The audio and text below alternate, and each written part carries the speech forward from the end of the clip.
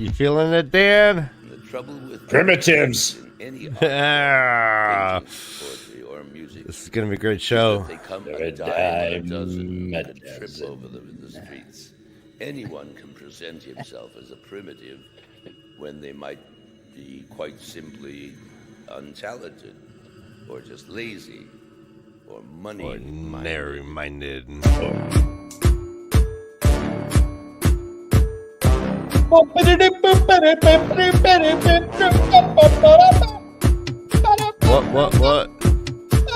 Give it to me straight.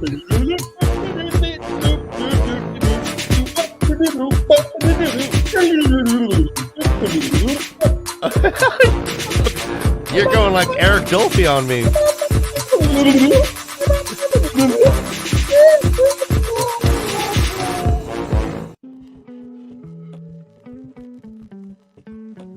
Scatman Puppet.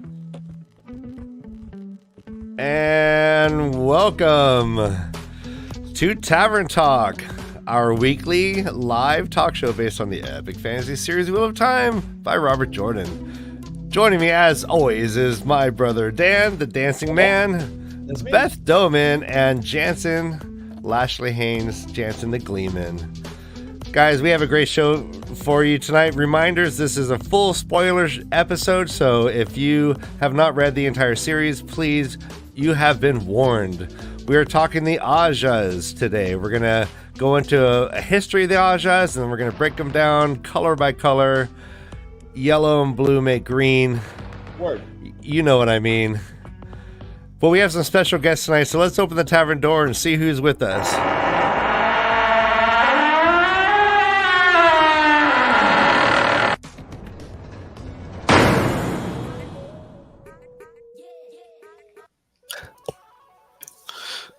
That's right. Joining us this week is Tavern Tavern and Dad Swain Sedai. Let's all give him a large round of applause. Everyone stand up in your home and give him a standing ovation. Yay! I'm saluting. Circle. All right, let's go right here. Let's I was rearrange gonna go wave. things. That didn't work out well. Oh, Oh, yeah. Everyone, do the wave. No. That'll be chaos. Speaking of chaos, this is Tavern Talk. Thank you all for joining us. If you haven't started your burner account, get that going. Let's get these views up.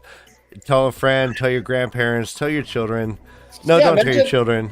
Imagine how good you'd feel knowing that you faked out the algorithm and actually made us popular for once. Who owns YouTube? Not me too. Google. Google, right? No, Google. Yeah. Who owns Google? Is that Google. Zuckerberg?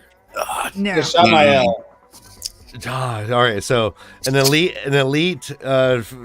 group is running this whole thing, but we're here to ignore them and have a good time. Election day is coming. Let's all try and relax. Take a deep breath. Everything's gonna be okay. Yeah. We have our thing. Our thing is the Wheel of Time. It's been with us for so long, and we love talking about it. But we're here to talk about the Ajahs, and I think it'd be a good time to let's do a brief introduction of the Ajahs. All right, don't be brief. Go as long as you want. Jansen. Well, Ryan, do you mind first? Let me say hello. Hello, Dad Swain. It's been a minute. I'm glad you're back. How are you? I'm very well. There's lots of good things happening. I just got back from SpaceCon in San Antonio, and there was just heaps of like Star Wars and Star Trek actors and art and just statues to take pictures of. It was an experience. I enjoyed it. Are you a SpaceX guy? Yeah, it was funny because I was there was Star Trek and Star Wars, which are normally like together, but they were all at the same place. So people were asking, are you a Trekkie? Are you a Star Wars person? But I grew up in kind of a dual household. My mum was a Trekkie and my dad was Star Wars, and so I got the dual education. So it was a treat. Yeah. Why pick sides? Speaking of Star Trek, our man Jansen here has been a star on a Star Trek episode. What? Famously. Nice. I don't have those pictures. Jansen, if you have them, you can send them. That'd be great. I think Dad Swain would love that. But we've shown them earlier, and actual viewers remembered that episode, which is super fun. The quote was, "Johnson, you carried the scene." Signed, Sir Patrick Stewart. One of the times of my entire life. Mm-hmm. Yeah. I tried out for Star Trek, but like my pear-shaped body would not fit into those tight outfits, so they denied me quickly. It's like hello, Tavern. Thank you for coming back. As always, I feel like I'm the norm of this show. Like in Cheers, I just come in, everybody knows who I am, and then I just shut the hell up in the corner. No, but you have the best jokes. When you chime in, it's always the best. It's all good. No, I love it.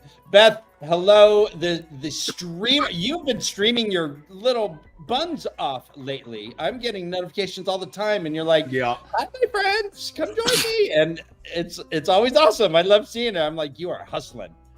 Thank you. Yes, I am. Are you well? Are you doing well? Doing pretty well. Had a migraine yesterday. It was fantastic. But I feel great today. So. All right, here's Beth. I'll DM you medication she takes. See if it helps. Here is Beth's Twitch channel, so everyone jump in and join her. She's got a growing community of fun-loving people. She recently smacked down some people in a great video for people being like insensitive to disabilities. I loved it. I loved I loved it. It was really strong. Yeah. Don't here be an ass hat. Don't in yeah, I games. couldn't remember. Yeah, and here is Tavern Yeah. Tavern's Red Bubble. Tavern Tavern has his own shop. He makes shirts. He makes mugs. And maybe boxers. I don't know, but yeah, if you want to, you should look into it. If you don't, Jockeys. yeah, jock straps.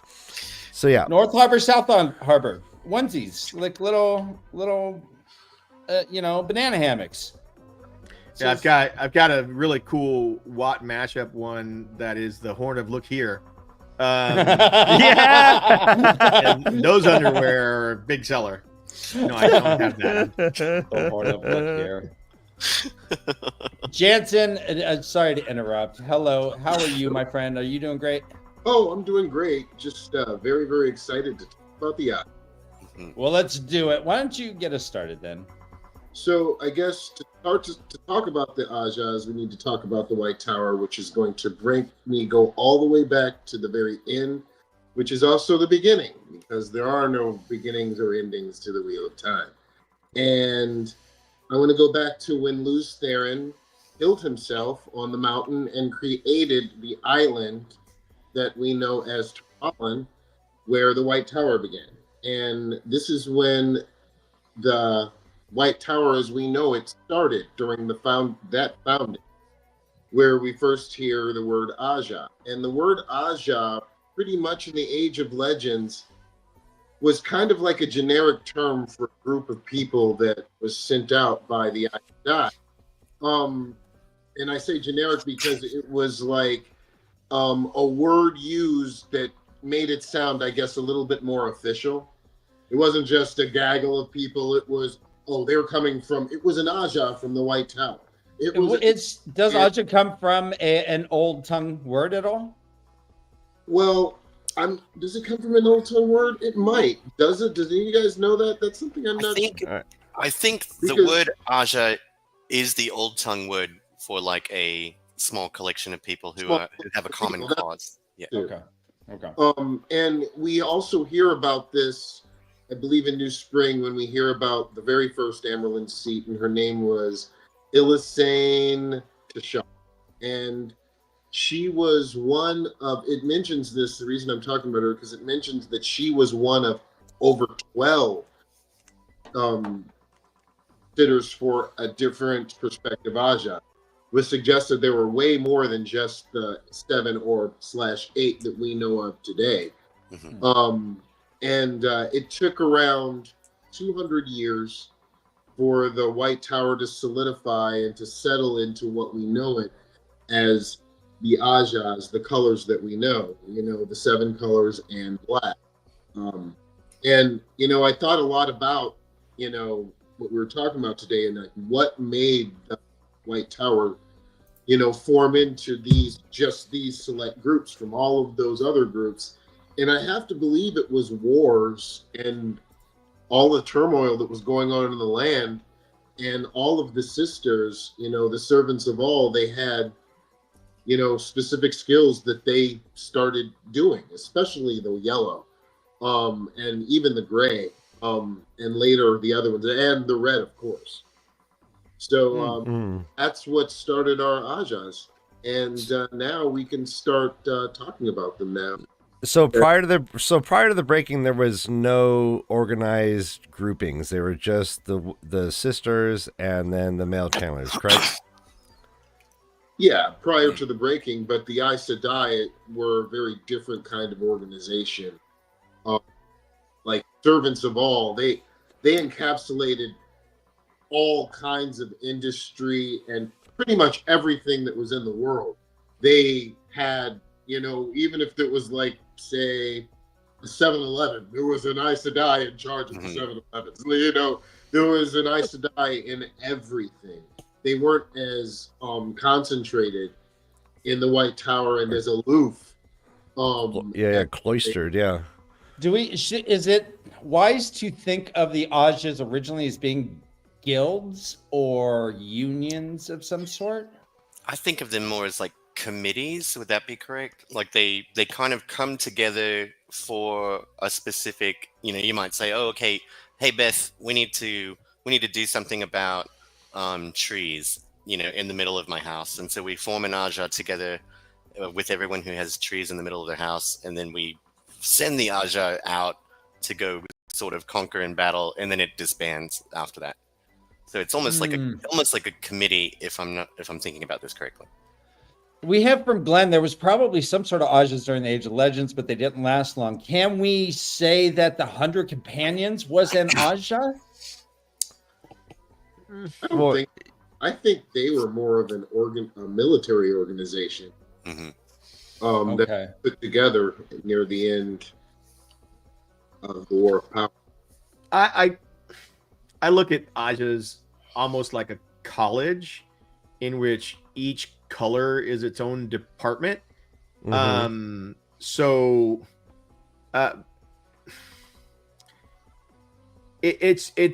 It only makes sense to me that people that have, for example, a liking for medicine or healing or whatever would band together, because it would be something that they have in common, something that they talk about. Whereas, battle Aja are the ones, we have to prepare. So I can see where they would just automatically just sift themselves into these separate groups, and that's just what it turned into. If I'm not mistaken, and I don't know for a fact, Jensen, you probably know this better, as far as the Age of Legends, I think they were just known as Aes Sedai. I don't think they had Ajahs. Yeah, that's what I was thinking. So if, like, back in the Age of Legends, if they said, okay, somebody who was higher up said, okay, I need to send an Ajah to this town or village to take care of, like, a situation, say a dam erupted. I think that group of people, unlike today, wouldn't be like a group of Greys were sent to that village. I think every individual person, although an Aes Sedai, was very, individualized in whatever skill that they had. One might be fully, functional and awesome at water. One may be better at metal work because of piping or in all kinds of things. They just put a select group of people together and sent them all out to do what they had to do, and that was like a response team. And that was like, that's why I think it was a generic term, because I think it had more than one meaning. Because I think it was almost like Aes Sedai slang. So, hey Beth, do you agree? Is it your contention that the Ajahs organically developed over time? Yes. Okay. Now, well, Beth, actually, let me ask further. So, do we assume that in the Age of Legends there was like a learning facility for channelers similar to the White Tower? I mean, yeah, there were all kinds of. Like Jensen said before, they were. Aes Sedai weren't just like channelers that we see now. There were administrators, there were teachers, there were legislators, there were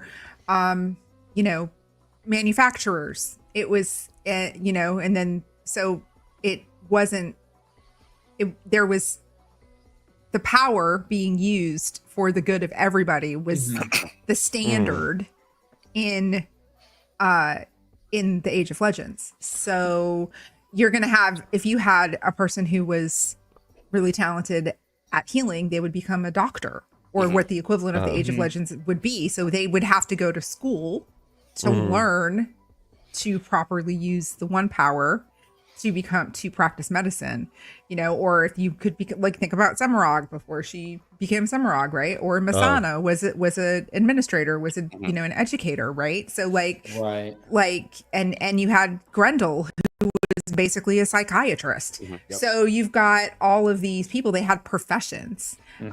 They were just very specialized in their field because they had the ability to use one power to enhance their abilities. That's a question I'm asking then. So it's perfect. So we have the White Tower, which is the learning institution and then becomes the institution itself, right? So it could have been right, but but you're just being but the White Tower is one very small segment of channelers. That's the only place we have age. Ajahs. So that's Right. the only place we have Ajahs. So I'm suggesting that perhaps the Ajahs were like Slytherin, like Hufflepuff, and it's something that was at school. But then when you went off to the real world and you didn't have these Ajahs anymore until the breaking, where they never left the facility where the training was. The tower is the seat, is the person. The White Tower, right? Because is the after the breaking, there needed to be a centralization of the power. So of power from the Aes Sedai. So the people had been roaming for however long, and eventually one female channeler found another one, or there were 3 or 4 together and they found each other, and then eventually that's how the White Tower was founded, right? Like they came together out of the chaos of the breaking, and they said, we've got to be the beacon, we've got to be the sense of normalcy and light in this chaos that is happening. So, and then over time, as the women were able to come together, and then you still had remnants of skill.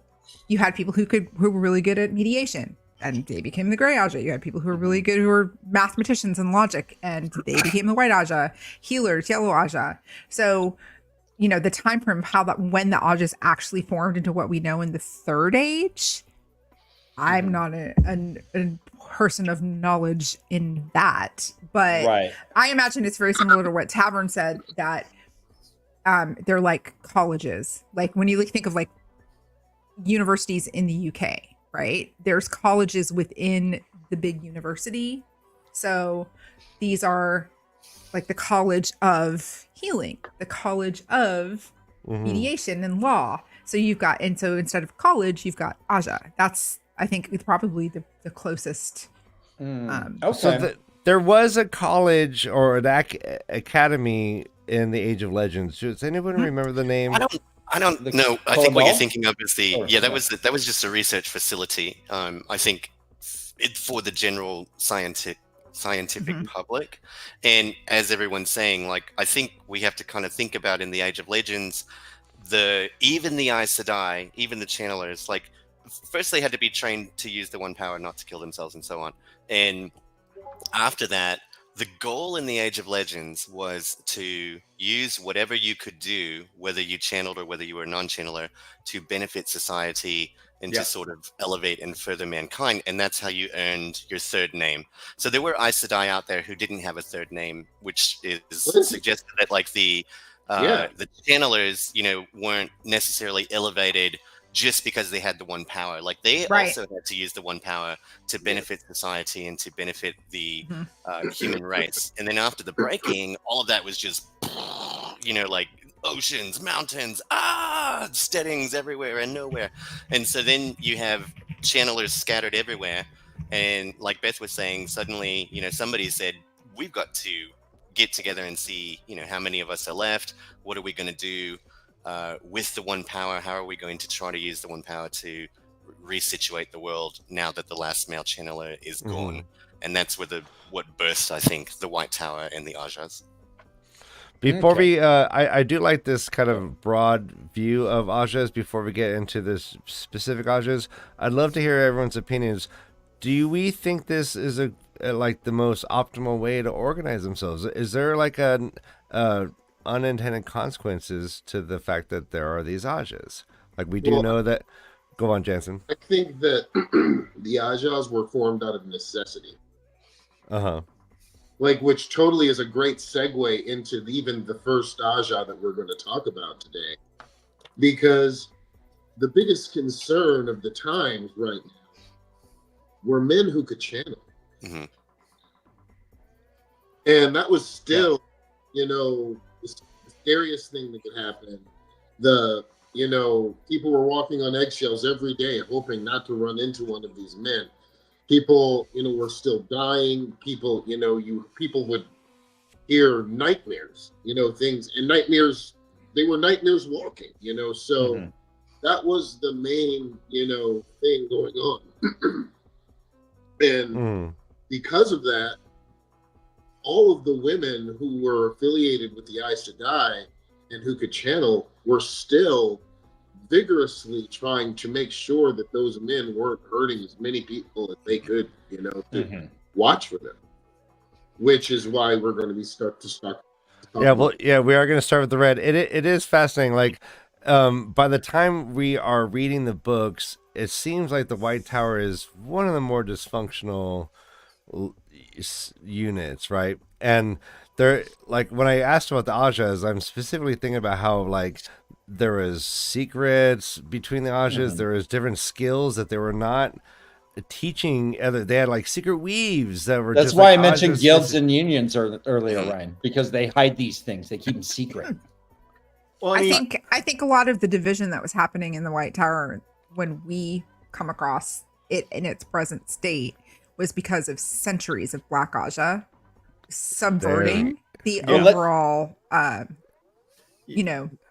message. Go ahead. And not to mention, I mean, division, right? You're going to have, if you've got, how many Amerlins in the last 500 years were from the blue, you're going to have some salty people from other Ajahs, right? Because when you live for hundreds of years, you got long memories. And then, so there, I think that the division that was happening in the White Tower, even before Elida and Suan's civil war, was largely a long con or the long game that was played by the Black Aja to That's subvert. a great point. I love that. and- So Matt Stagger asked, do you think that Black Aja was always there? Thank you for your donation, Matt Stagger. Yeah, If you donate, your question goes right on screen. We address it right there. I'm gonna say yes as to Beth's point, but you have to remember that after the breaking, whatever peoples were left that were out wandering, like the Ogier or whatnot, are turning to these channelers for assistance and for guidance because they were the servants of all. They were they helped everybody. Keep in mind, so people wanted them dead too. Huh? Oh no, yeah, absolutely. And so it becomes a totally different world from where they came from. And I can see where Dark Friends, Dark Aja, or Black Aja, Dark Friends, not only are they subverting the politics and the surroundings locally in the different places, but they're pushing that to what becomes the White Tower, right? So now you have different Aes Sedai that are, have allegiances to different nations, even though they're all together. They're trying to do the best for their people as well. And so it just creates a whole hodgepodge of what Beth, pointed out, the turmoil and whatnot. Well, and the motivation changed from the Age of Legends, where it was kind of like, how do we use the one power to benefit, to suddenly, how do we use the one power to, get the world back together, to raise nations, to whatever. And I think there was probably a temptation suddenly of that lust for power. Suddenly they are the most powerful people in the world, with literally the one power, and also with influence, with everyone turning to them going, the world is chaos, what do we do? And so you have channelers who are concentrated, who are suddenly kind of like, oh my gosh, I'm so powerful. And then yet that is an open door for the Black Aja or for Dark Friends to come in and kind of influence that sense of using the White Tower as a source of political power and more corruptive power than it would have been used maybe in the Age of Legends or something like that. Well, and you make a really good point. And this makes me think. So when in the Age of Legends, people came out and just declared for the Great Lord. Yeah. So, and people said, "Oh my word, that's crazy!" But they weren't stilled and executed right then. They were just like, "Oh my goodness, that's horrible." But it wasn't like a capital. Yeah. So was there even a need? Was the Black Aja hidden even? Because No, I think because they all knew who it was. They knew who Ishamael was. They knew who Lanfear were. Yeah. They were open. They were out. Right. I mean, So Like it that was not a Jessica. hidden thing. And we have to assume that although the Forsaken are the ones we know, that there must have been score of Aes Sedai that also said, "Yeah, I'm in," but they're just not. They weren't in the cool group with Lews Therin. Yeah, well, think in terms too. This was again like a total mind shift for the entire world. Because in the Age of Legends, it was like, I know I've read this somewhere. Like the word war and the word whatever, it had no meaning. Like no one knew what a war was. You know, you might have an argument, but a war, like everybody fighting, what is that? It was an incomprehensible concept. And so when the Dark One began to influence people, and they were like, I am for the Dark One, you can almost imagine people going like, oh, what does that mean? You know, there's a sense of people getting a sense of the darkness of humanity starting to arise, but all of the world is kind of being introduced to this new concept of dark, if that makes sense. Yeah. So I don't think anyone was stupid. They were very intelligent people, but I do think that they are coming from centuries or an age of having none of that ever. And so then they were complacent. Yeah, like now in the White Tower, if you walked in and you're like, hey, I'm a dark friend, everyone knows, you know, what that means and the context of that. But I think in the Age of Legends, drawing into the breaking, drawing into whatever, it was still a concept that people were kind of getting used to, where they were kind of like, I declare for the Dark One. Too. Yeah, so it was like January 6th. The breaking was January 6th. It was like, what is happening? And then you're just sort of like, you know, Jennifer Sedai, what are you doing? You know, it was a concept that they had to kind of get used to. Jennifer Sedai. Okay. She was the worst. I was going to say, Dan was talking about the secrecy, the secret weaves and stuff of the different Ajah. We have to think about the breaking and how many actual Aes Sedai were lost, right? With what was left and how much knowledge was lost. So, I mean, we know for a fact that they lost so much knowledge that they stuck to the weaves that they knew. When Nynaeve comes in and starts healing with the 5, you know, elements, it freaks them the hell out because they've always just done it this way because they lost that knowledge, right? So anytime somebody came up with something, they would just squirrel that away for their own group, right? And so that's where you get that sense of separation, is basically survival of the, you know, everybody's, what do they call it, the little island with the friggin' boys, Lord of the Flies or Lord whatever. Yeah. I got the conch right now. Janny Wright says, do you think they thought of them as dark friends or just followers of another power? Well, they knew that they were following the Dark One. That wasn't. They called him the Dark. Yeah. So in my like a hidden thing. In my research, getting ready for the show, there's something about men and women who were in this academy were searching for the true power, and they actually dug into the bore, and they had no idea that the true power was the Dark One's power. They were just looking for knowledge. What they found that there was a power that was not isolated by gender. Correct. Right. That was they were like, wow, this society and inside are together. They dug too deep. The tree of knowledge it's the ability. It's a Balrog, right? It's a freaking Balrog. Well, this was huge for them too, because at that point, a lot of the channelers in the Age of Legend had come to the kind of conclusion that they had discovered every weave that was possible. They had discovered every way to use the one power with Saidar and Saidin. So to find a source of power that both genders could use together was immensely exciting. And I think they went in with a sort of ignorance of kind of like, we found what we're looking for, and then it was like, yeah. Just the worst. The worst. And it was Mirren and Vitamin who were doing that back in the day. Jennifer Sedai. And Mirren, Aiel, who was Rand's ancestor. Wait, start again. What was that? I'm sorry, I was joking over you.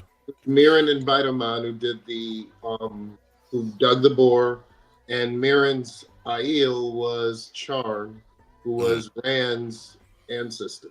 Oh, that's fascinating. All right, so the breaking happens, and the counterstroke happens. Men are going crazy, and the absolute necessity to control that to save the world is probably the germination of the Red Aja, which, of all the Ajahs, if you think about it, had historically the most to do, right? Like a lot of the Green Aja has just been waiting for the last battle. What the hell are they doing? They're just waiting. The Red Aja are active. They're out there. They're out there, and they are the biggest Aja. Yep. Yeah, by far. Yeah, which makes sense because the need was so great. But the Reds that we meet and where the Red Aja is at the time of the book seems to be probably a very different place. And is it your contention, or would you agree that more Black Aja come from Reds than all the Ezrajas, or am I? I think it's evenly matched. Maybe there might be more because there are more Reds. Oh, that's a good point. Yeah. Percentage-wise, I think it's even. Okay, so there's nothing about that pursuit that makes them more susceptible. Well, I mean, it could also be that they're in contact with the Taint and the Dark One more often than the other Ajahs. So some of that might rub off from having to deal with men that are tainted. Oh, okay. Well, yeah. I mean, and it seems like this would be the most logical way to. I mean, you got to fight these. This is half of the Ajahs are mad and they're blowing up the world. Yeah. So you have to organize to try to stop them. Okay. That makes sense. God, the Kramer of our chat just comes in with a perfect intro. It's I love it. Never, ever gets old. I love it so much. Beth, would you be would you be a Red Aja? No.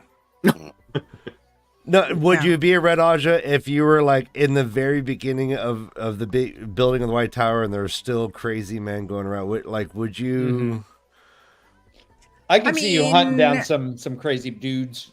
This is an interesting question to a woman who was in the armed forces as well. I mean, so I look at the Ajahs like we see them in the Third Age, and I definitely identify as blue. But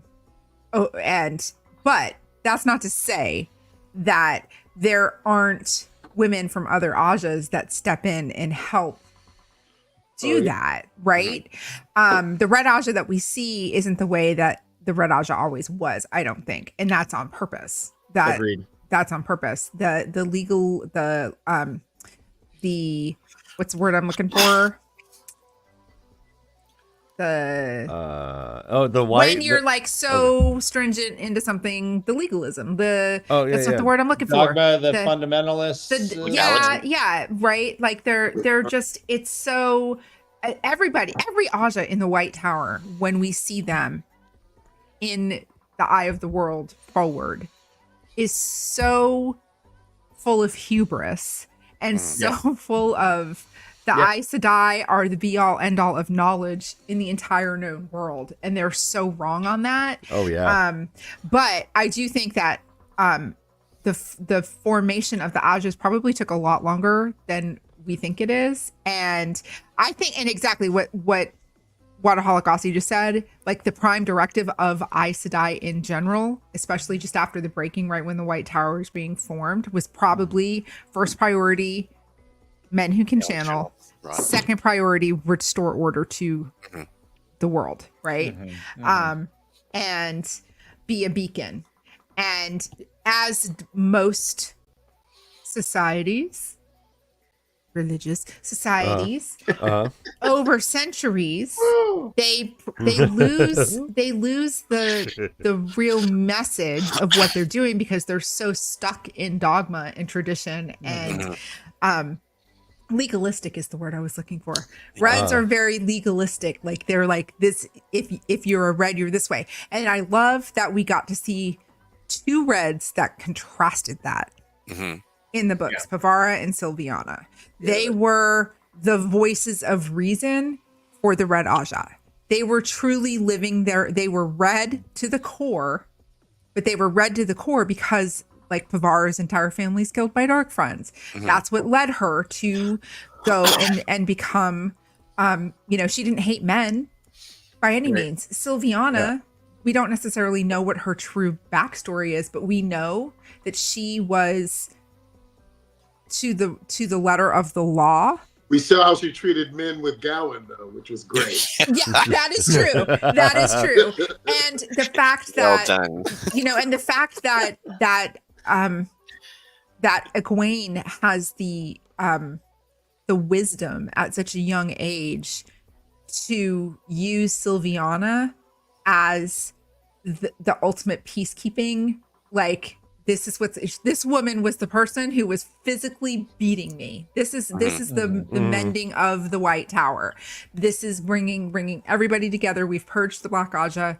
My Keeper of the Chronicles is going to be from the Red.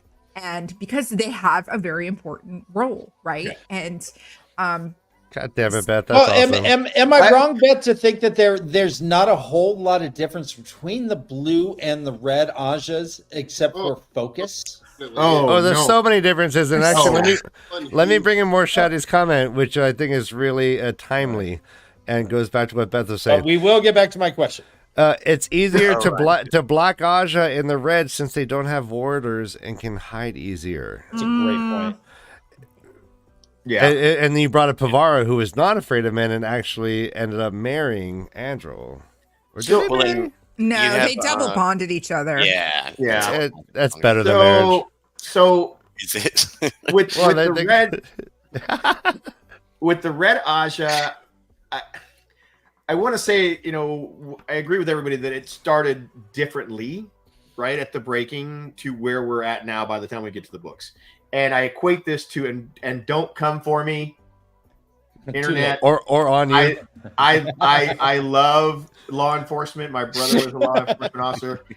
I'm just saying that I've seen this because I've dealt with, especially in my military career, I've dealt with a lot of people that were in law enforcement.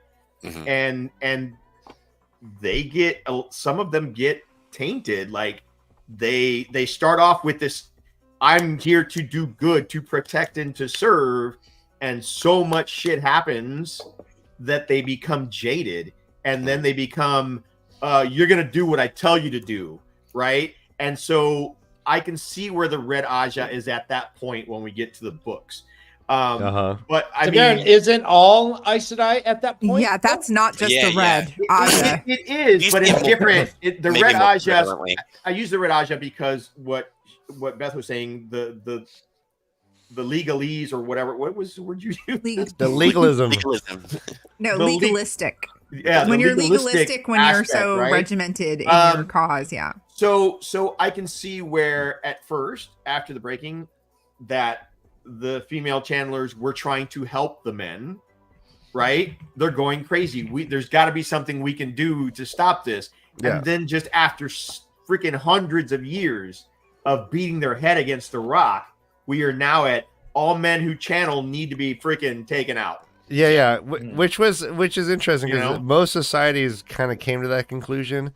Yeah. We until Rand kind of like reorganized things, but like we have a history of them just burning alive false dragons.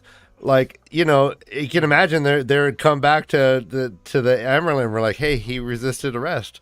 But Ryan, a lot of these false dragons that were put to death by the towns. It wasn't even the Red Ajah. And so let me ask you guys, when we hear about other cultures, it seems like there's a lot more male channelers that we hear of as opposed to Randland. Before Rand shows up, we have 2 false dragons. We have 3 in like the last 150 years. There's not a whole lot that the Red is doing that we hear of.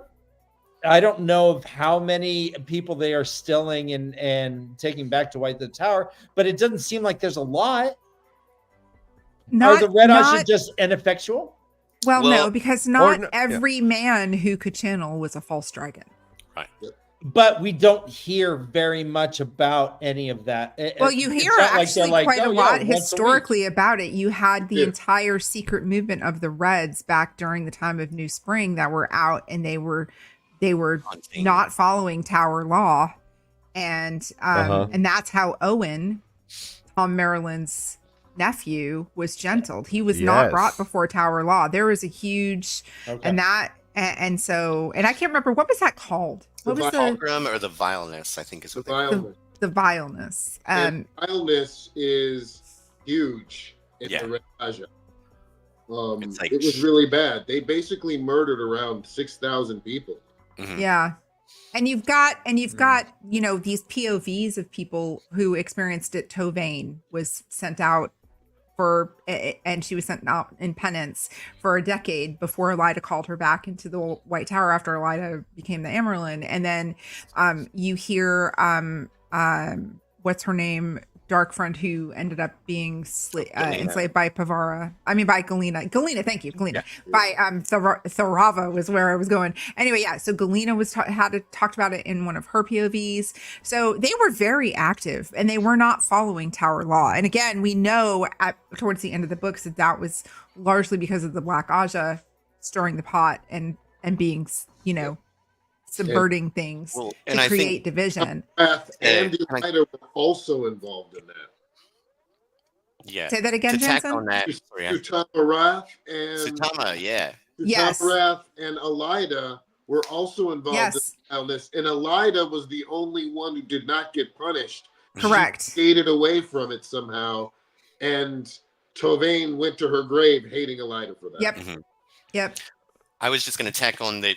Remember that channelers either have the spark, which means they're going to channel anyway, or they can learn how to channel. And I think with the men that are popping up, that the Red Ajah are hunting down, and even in the other cultures, when they find men who can channel, these are men who have the spark, and so they just begin to channel anyway. Later we see, like when Rand gives the amnesty, the Black Tower multiplies so fast because they're also grabbing people who can learn how to channel, and so we begin to see more and more men who have the ability to channel, who have the spark, and then who are also able to learn. But the Red Ajah and these other cultures, I think, were really only able to isolate and identify the male channelers who had the spark because they began to channel whether they wanted to or not. Correct. They were reactionary instead of proactive. Mhm. And had to be like, okay, well, there's the symptoms. I guess this is it. It's just, it seems like we hear a lot of, there's so many Aiel channelers, male channelers. There's a bunch of, I'm getting the impression that there's a lot that the sea folk are just killing, just having them, Well, they send them off on an island. But this is the thing, right? That we always know is, again, culture is everything to people who aren't in the Westlands. The sea folk culture, the Aiel culture, that's how they when a man, because of in the Aiel culture, when a man found out he could channel, he would go off to the Blight to seek his glory, right? Of course, we now know what happens, right? We know what ends up happening to them, majority of them. But aren't there is- hundreds? Wait. Yes. No, there's like an army. Yeah. Yeah. Just hundreds, right? Think about all they even say in one of Elida's POVs that, and this is one of the things that they got right on the show with what's her name, with Alana. She even says to Moraine, how many do we find a year? 3 now, like 6. So think about they 3 a year for 100 years, or 3 a year for even 50. That's a lot. Yeah. And which brings me back to the vileness. Remember, the vileness was actually orchestrated by the Black Ajah as a way to try to find the Dragon Reborn. Yep. So they massacred a ton of people during that time too, and we know that other cultures like the Shanshan just shoot them dead. So Beth, Right, and the sea folk, the men walk off. They give them the choice to either be put on a deserted island or to walk a gangplank, and Which is Yeah, a more with like holding the rock. honorable. Yeah. and with Yeah. honor, they walk themselves off a gangplank into the ocean Not me. and I drown. was you Gilligan's Island. Yeah, I I think make you find coconut more. radios. You would find more male channelers in those cultures, though, because the female channelers are marrying and reproducing, and their genetics, which allow their children to channel and so on and so forth, is more prevalent in those cultures. Whereas the White Tower is very much like a cloistered kind of. They're not reproducing. They're not, for the most part, they're not reproducing. They're not handing out their genes to channel. So they really are only finding, the few men here and there who can channel that they know of, because they don't know these other cultures can actually channel anyway. Whereas the sea folk, you have grandmom, mom, sister, other sister who can all channel. But here's the thing, though. But they're being extremely selective as well on top of it. So they're kind of shooting themselves in the foot, right? Yeah. Until Egwene opens the books to everybody when they realize, holy shit, we've been idiots. There's all of these people that can freaking channel. That goes back to the hubris of the White Tower, right?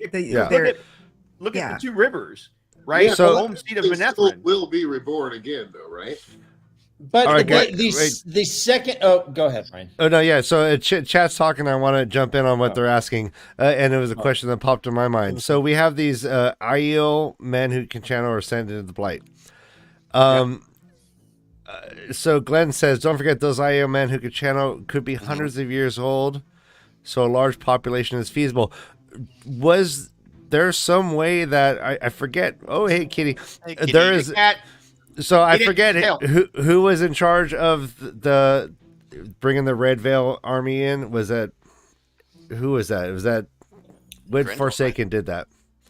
There was Remind Grendel, me. but she was Hessalam, I think. Yeah, she's Hassalam at the All time. right. So was she able to forestall the madness somehow? No, they were absolutely insane. They were Yeah, crazy. They Yeah, were but- crazy. But they weren't like decrepit. Like we saw in Rand's like flicker. Like he was like in certain scenes. Oh, where he was like, rotting away. Like yeah, he fingers was falling falling off and stuff. apart, like 3 fingers and shit. We didn't see none of that. They wrote that out. They just wrote it out. Okay. That's a So- retcon thing, I think, probably. They just Let me ask Yeah. you guys. So the second Aes Sedai we see in the series, I believe, is Elida. And Elida is serving as the advisor to Queen Morghese. Correct. Yeah. This to me has always been baffling. That while I understand that she had a prophecy that suggested that the line of Andor would be vital to the last battle, to me, the Reds, what is she? Is she looking for men who can channel while knitting? Elida, What is her role? This should be a Gray doing this, right? No, I mean- Elida, the one thing Elida could not do with her gift is interpret it. Yeah. So from Elida's standpoint, Nice. her idea of the Lion of Andor being at the last battle could have been as simple as a woman should stay on the throne because men can't be trusted. And my position here is to ensure that a woman stays on the throne. Okay. Right? Well, It could be that. there'd always been a Queen of Andor, so that's a rare. So that I'm sorry, Jansen, but that's not a viable that I see thing that she would waste years of her life sitting there knitting because of this thing. And why did the White Tower even allow her to have this position? This is not her job. This is the carpenter doing plumbing. In one of Elida's own POVs, she actually says why. Oh, do tell. She says that she starts talking about to herself about her gift, to foretell. And she says it was so many years ago when she was foretold that the bloodline of the royal line of Andor would be a key to winning the last battle. That is why she attached herself to Morghese and became the advisor to the Queen of Andor. No. How does she? Why is she such a rogue wave in this ocean that she can just do this? This isn't the Red's job. I don't understand. She's You're right, but she's really influential. Is the yeah, thing. Like, once Aes Sedai Lina- leave the tower, Yeah, they they can pretty go. much do whatever the hell they want to do. Yeah, You once they're remember raised- Honora was Barrelane's advisor in Maine. She was a Grey though. But so- wasn't the White Tower like? Weren't they planning on what advisor they would give to Elaine? No, because Elaine was No. going to be Aes Sedai. Yeah. Mhm. Elaine wanted for Nynaeve to be her Elijah, advisor. They would have had her tied to the tower regardless because she was Yeah. the Aes Sedai. Yeah. But Elida was Okay, the yeah, one you're right. for Elaine was going to be that. Remember, because the Reds were all puffed up about bringing Elaine to the tower, and even what was that? The Great Hunt, where Moraine met Swan for the first time in years, and she even said to Swan, "Well, the Reds won't get that puffed up anymore. We have somebody that can Mhm. match Elaine, and Yeah. Nynaeve is a bonfire next to their flame."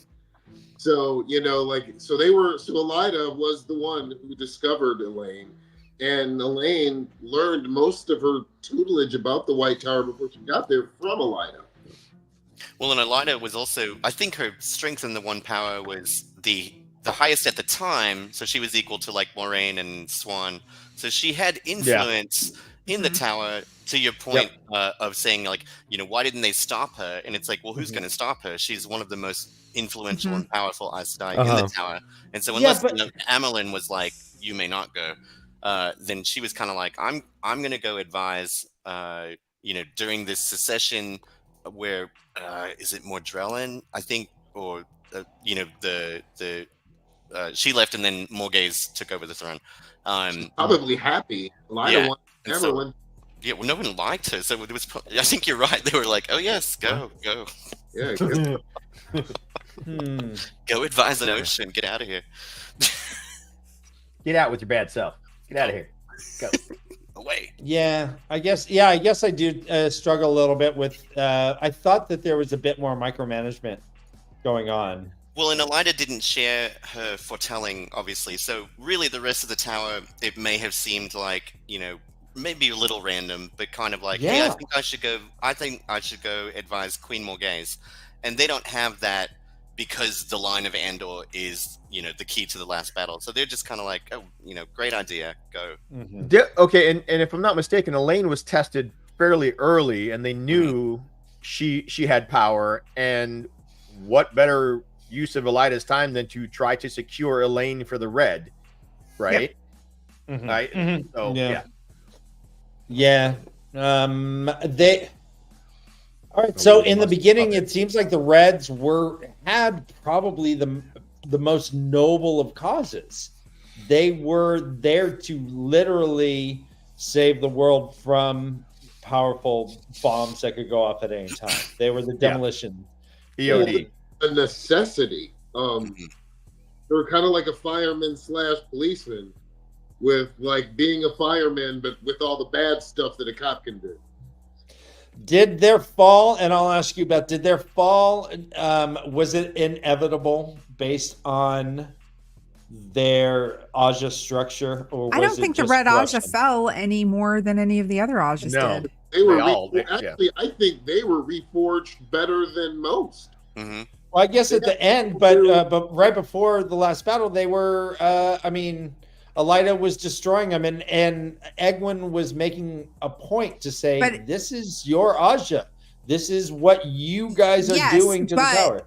But Egwene reestablished the Reds by putting Sylviana in as the Keeper of the Chronicles. Yeah. She basically cemented the fact that the Reds still had a place of power, still had importance, still had a need. They still needed the Red. You also have to remember the Reds, probably besides the Greens, knew the most battle-oriented weaves because they were basically a police force. They knew how to restrain. They knew how to, utilize the power in ways that a white might not, right? So even though all of the Aes Sedai were utilized in the last battle, in literally in battle or in other ways, the Reds, other than the Greens, probably had the most battle prowess of any Aja. And I think they go ahead. Kamara cemented a huge connection to the Black Tower and the Reds forever. Yeah. With the way that they bond, and that's probably going to be a Red secret. The way that they bond each other, that's insane because they do something that no one else does. And the Reds were very, very much reforged with a purpose for years to come. They were, but Jansen, you make a good point, and so let me ask you: is this? Yeah, the Reds may not share the secret, and I think that would be horrible. I think that this is not progress, but I'm not going to taint the question. Are the Ajahs a positive or a negative? Let me ask you, Dead Swain. Ooh, I think that might be a contextual question. Are they positive prior to the last battle? For the most part, I think, yeah. But also we as readers, and as we begin to get to know the Ajahs a little bit better, I think that's where we start to see the corruption and the power grabs and the cattiness and the cunting. Can I say cunty? Cuntiness. Yeah. We love the C word. I use it frequently. We do too.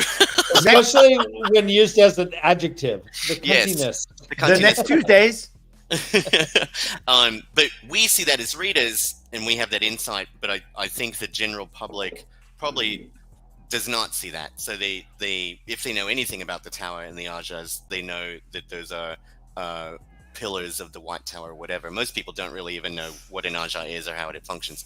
I think after the last battle, as everyone's kind of saying, there's a definite shift in the purpose of the Ajahs and the structure of the Ajahs and what Egwene was trying to bring to the Ajahs and what Cadsuane can further develop, from the Ajahs. Of course, Cadsuane is the Merlin. She's not going to take any shit from anyone. So, she really has the influence to kind of pull this stuff together and say, here's what the Reds are going to do from now on. The Greens, the last battle's over, so you guys are going to have to bake pies or find a purpose or something.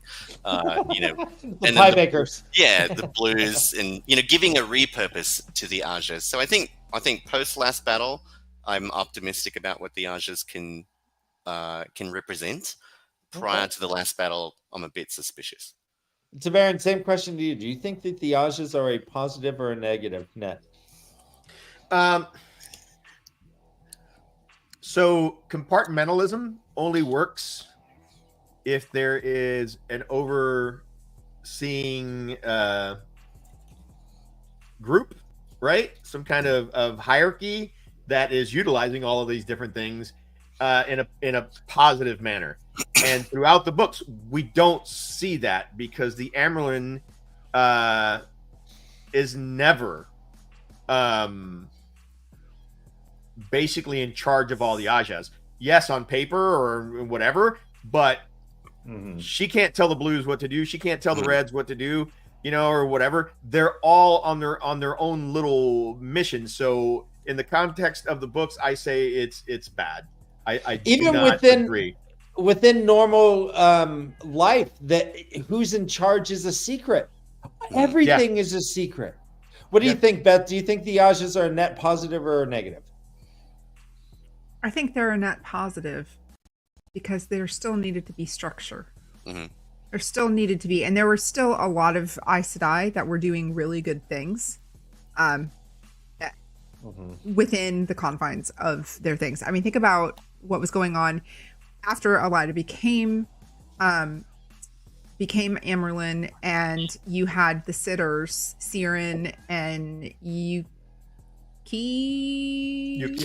Yukiri. Yeah. They were trying to find the members of the Black Ajah, right? That was the first time, even though it was under Elaida, it was the first time that they were actually working together for a greater purpose.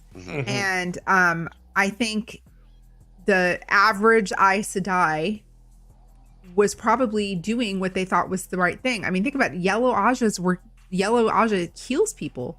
People would be sick and they would heal them. They would, so the Ajas themselves are not the bad thing. The institution isn't a bad thing. A combination, like I said before, of the Black Aja for centuries subverting the roles and the purpose of the White Tower in general, plus the regimented dogma that you see with any institution that becomes as old as it is without change. Structurally, the White Tower didn't change for thousands of years, right?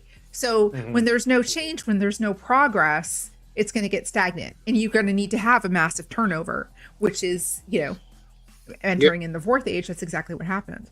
Your Honor, I would like to enter into evidence some more reasons why I think the Ajahs were a bad thing. I'm going to allow it, but I'm watching you, counselor. Okay. The fact that Moraine was on this path alone with only Swan to freaking be able to communicate with shows that the Ajahs were bad. They couldn't trust the other Ajahs, and it just didn't have to do with the Black Ajah. It didn't have to do with it. I mean, when it came down to it, who did they trust? They trusted 3 freaking accepted instead of members of Ajahs to go handle shit. That's not true. Because they were concerned about. No, because they sent women. They sent women out in the world to try to find them, and all of those women were murdered. All of those Aes Sedai were murdered. So they weren't originally just leaving it to 3 accepted. After Aes Sedai that knew about the foretelling of Dragonmount were all killed, Swan and Moraine kept it to themselves. That became their personal mission. Yeah, he's talking about Nynaeve and Egwene in Elaine, correct? Yeah. But even I'm sorry. Even to that point though, Swan knew about the Black Aja, so she just felt like, I don't know who I can trust, and so I don't know if that was necessarily like I can only trust blues. And no, she trusted remember the Amerlin, what's her name, Tamros Spinion had all of those hunters. The people that she sent out, and one of them was Adalorna Bastine, who was a sitter in the tower at the time. She sent her out, a sitter. That's unheard of, right? And she was one of the people who was murdered.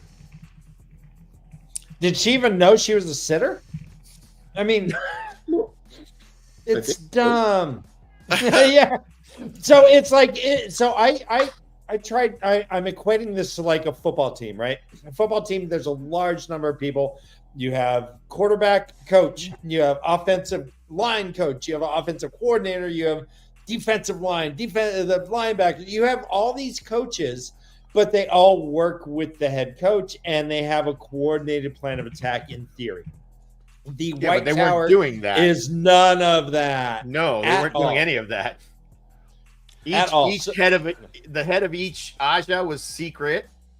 So basically, you got lackeys dealing with the Amerlin, right? Or whoever. Yeah. They were the real power. What's the Reds called? The highest. Yeah.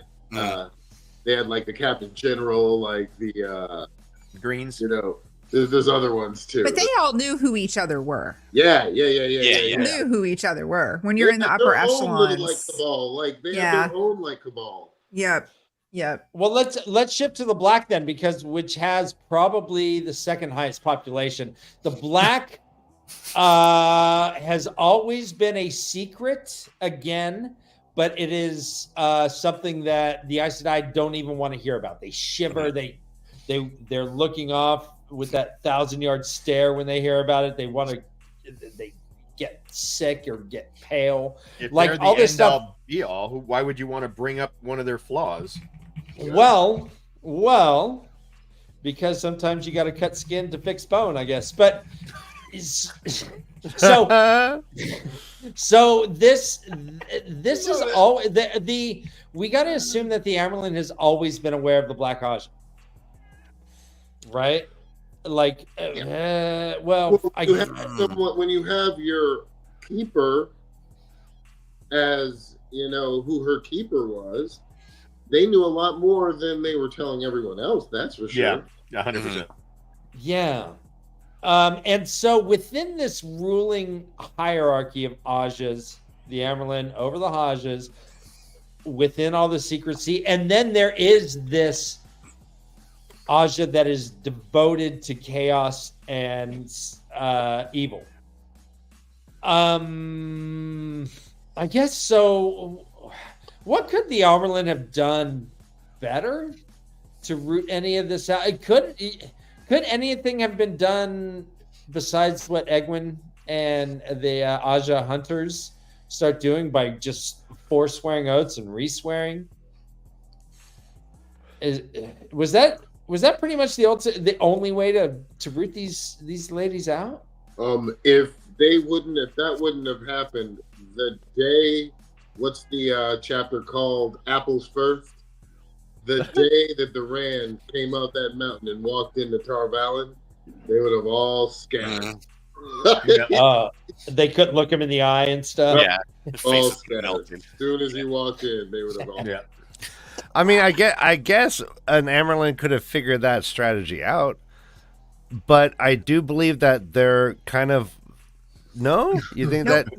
Nope. Well, no, the 'cause Amerlin hands were tied because they had the sitters from the different Ajahs had just as much power in their own way. That it was a checks and balances system. So the Amerlin would have had to have the blessing of the sitters of the hall in order for anything to do. And there were always black Ajah in the sitters in perpetuity. I don't think there was ever a black Ajah person who was Amerlin because that would be too conspicuous. But Go there on the were nose. always black among the sitters.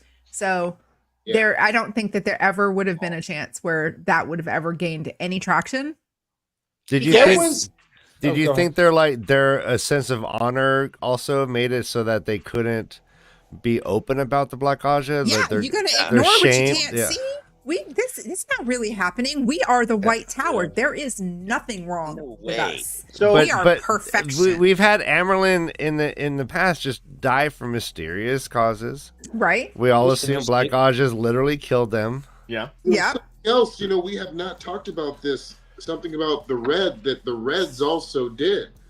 The Reds were in charge of going after groups of women who were gathering together other places too. Yeah. Like the Daughters of Silence, who I believe one of those actually made it to Aes Sedai. Yeah. But all other ones too, they were in charge of all that. So they had other things going on. So quick question. So we know that the Black Ajah were able to be removed from the oaths, right? Severed from the oaths. Why would having them retake the oath have that effect if they were severed from that? Don't you? I mean, personally, I think the Dark One would have given them some kind of protection where they could have just lied about the oaths again. No, because once they swore on the oath rod again, they were rebound by the oath rod. Yeah, they could not lie about being a black Ajah then. Yeah, but that's my thing. Wouldn't they have some? I just don't understand why they wouldn't have some kind of protection from being rebound again. Well, think about the Dark One knows his tools. Yeah. And if you think about this for a minute, every single black Ajah was faced with, including Viren, was faced with one thing: either join us or die. Okay. And they all were like, "I want to live." Yeah. So all right. One knows that. He knows his tools. And Viren said it best, right? She said, because when she was talking about the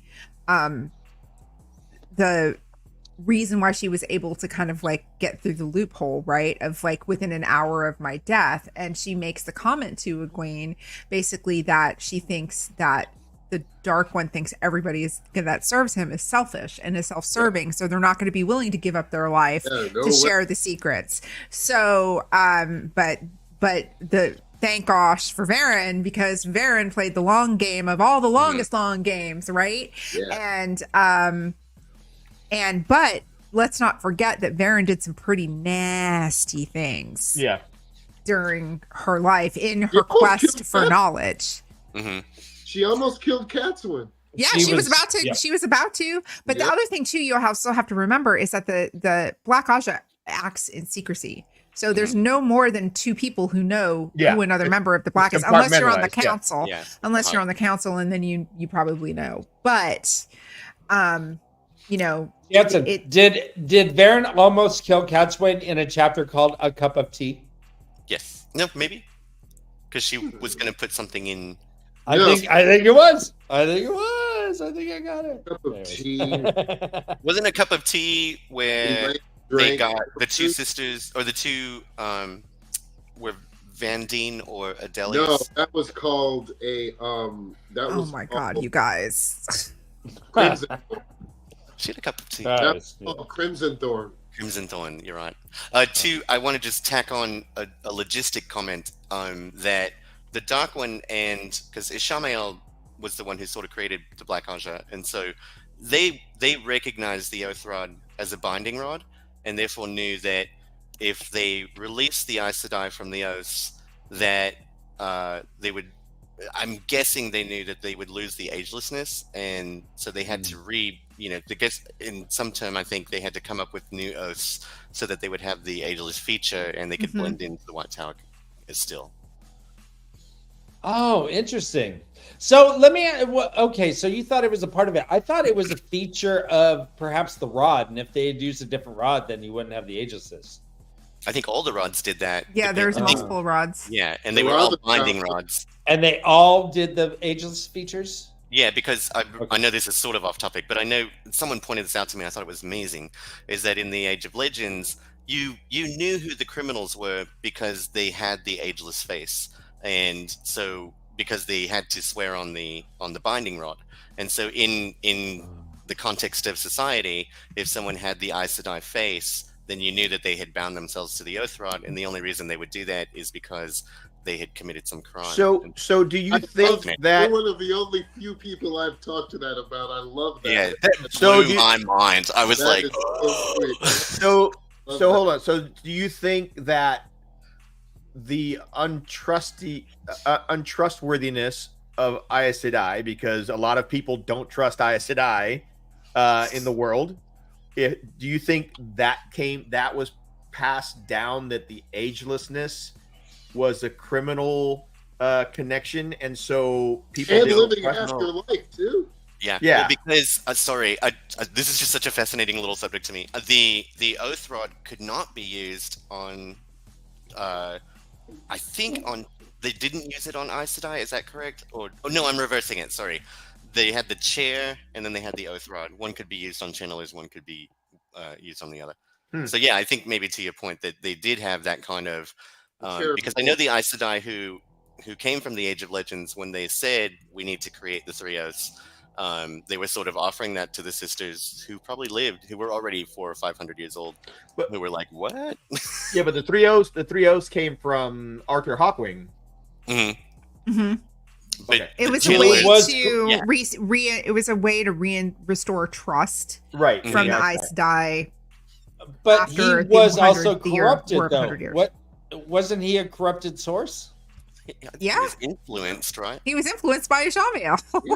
Yeah. Yeah, but So was this Ishamael's idea? indirectly. Mm-hmm. Yeah, but Maybe. Ishmael himself was a blundering idiot too. He messed Well, up so true. many times. I mean, they even talk about it. He's doing you and all of your years and years of like culminations ends up in this. You know, I think that's Mogideon who says that when she's in what's it called? What's his Moradin's Dream Shard? Mm. Yeah, something like that. Yeah, that's what it is. Ajahs, yes. That's interesting. That the concept that Ishamael would convince the Aes Sedai to bind themselves with a criminal's tool Yeah. in order to install trust within the greater community is so insidious. I love it. Mhm. Well, the warder cloak was just a fashion thing. It Mhm. was like, owned by like the Age of Legends, Mark Jacobs. he was But like, is it, so, Isn't that one of the only things that they remembered how to create, though? Or were there limited water cloaks? That I don't know. It was a terangrial that created the cloak, if I'm not Right. mistaken. Yeah, that's what I thought. They knew what that terangrial did, so from that point they could be like, oh, and even in the Age of Legends, Mark Jacobs the Die gave us this. If Milgideon talks about it in the chapter, I think it's 13 Veils. And if those cloaks were made out of street, would lands ever change color? Yes. The cloak. I think he would just be all just subtle gray. Ever, subtle grays and rocks. Rocks and grays. It's just rocks. Planes and angles. Wow, that boulder looks out of place in this green forest. That must be land. That must be land. What's he feeling? He's feeling nothing. Someone left a head on that rock. Land would refuse to wear that. Anything else about the Black Aja you guys wanted to talk on? I just thought, to Beth, I was going to say I found that very interesting, the structure of the Black Aja, how they had the Supreme Council, and then you had the Hearts, I believe is what they called it, and you only had, one person from each heart only knew one other person from another heart, and so that is how they remained hidden. And you know what that's called? That's called a terrorist organization and terrorist cells. That's exactly how they put that together. So yeah. Wow. Well, and I think they use words like, "No, don't worry, she's a friend of mine. She's a friend of ours. Forget about it. Cool. She. Well, it's good to know that we can thank Robert Jordan for modern terrorism. Yeah. I think terrorism was around before he started writing it. No. And that structure was in place. I'm just gonna put that out there. Yeah. But we can thank him for bringing it to our Why not thank him? Yeah. Always thank him. Yeah. Well, let's shift to the blues, which is Dan, real quick. I'm sorry. We got 8 minutes. Oh. Okay. Yeah. Time flies. I'd say I'm proposing we wrap this up, but also I want to give Dad Swain the mic because we have a Discord channel. I would love for everyone to join it. We have a lot of fun, different categories and channels within our Discord. One of them is what's called the Poetry of Time. Dad Swain recently just dropped a bomb in there, and I was hoping he could read it live. I think that'd be a great way to wrap this up. Oh, good idea. Is that Thank you guys for joining us once again. This has been great. We'll do part 2 next week, I guess, right? Sound good? Yes. Yeah. We got 6 more to go through. 5 more to go through. 6. All right. All right. So do you want? We'll keep you. You want full camera like that? Oh wow. Ooh. Okay. Hello. Look at those blues. Are they blue or green? They're blue, right? They're blue. green. My eyes? Auga. Yeah, they're blue. That's what I thought. All right. Everybody can see my studio now. That's so cool. They're my famous wigs. The wigs of time, the keys of time, The wall of wigs. the ring light of time. Yeah. You can catch them all in all my videos. So I really want to thank you guys for this channel because I like your Discord a lot, and I just had never really gone down and looked and said, oh my gosh, there's a poetry channel. And so when I jumped in, the other people who are putting poems in there have written some incredible stuff as well. So just shout out to all the poets out there in the Wheel of Time fandom. Yes. This one I was thinking of the one power and how it's split into the 5 powers and how each element is used for specific things. And so I was pondering how even now, when we think of people who are like Wiccan or people who use the magic of elements and things like that, each element represents something specific to them. And I think it kind of captures how you can envision like weaving the threads of the power, and why do we use water and spirit and air for weather, and why do we use this and that and whatever. So Yes. this is the poem. The power is 1, but 5 combined. woven together, threads intertwined. Air for the sky, the wind and the breeze. Air to facilitate ideas with ease. Water for liquid, for malleable forms. Water adapts with the changing of norms. Fire for the heat from the core of the earth. Fire brings forth passion, turns heart into hearth. Earth is for the solid, unshakable land. Earth for the ore, for the strong, mighty hand. Spirit for that which exists and beyond. Spirit for dreams that, when questioned, respond. Have to be seized for chaotic control. Have to surrender to limitless flow. Touch the true source, O woman, O man. Touch to be changed, ne'er to return again. Yeah. Bravo. Very, very nice. Very, very nice. Well Man. done. I Thank like you. it a lot. Thank you. Awesome, man. That's fine. If you're available next week, we're going to continue the Ajahs conversation. We'd love to have you back. I would love to be back. Thank you guys so much for having me. Always, man. Before we leave, we got to do our promos. Beth, what do you got to promote? What's coming on in your channels? What's in your future? Community games tonight. Whoop, whoop. Overwatch. I almost Yeah. joined one of your games today. I was playing today, and I almost jumped into your game just to talk schmack. The next episode of Delving Chronicles drops tomorrow morning or tonight at midnight. And yesterday we had the privilege of being on the Gathering Madness, one of their virtual panels. That was really Nice. awesome. We talked about oh my god, I don't even remember what we talked about off the top. Oh, how the world would have been different if the women tried to close the bore instead of, it was Sidar that was used instead of Saeed that was used. It was a very interesting hour-and-a-half long conversation. Huh. So I don't think it was fun. I think that would be too. They couldn't do that. Oh shit. Oh, That's no. a whole nother show. Write that down. Whoa. That's a whole nother show for Jansen. No, you can't take that topic. That topic has Can already been done. you imagine? All right. Well, yeah. In 2 years from now, we'll hit that back. Tavern Tavern, what do you have to promote? I don't have anything to promote, but I do have a question for Jansen, and I had just a, you know me, I come up with the dumbest freaking theories on the planet. So Jansen, we know, and actually this is for anybody, we know that the tower, the Tarvalon is on an island that goes down to bedrock pretty much. Full of cunning linguists. Right?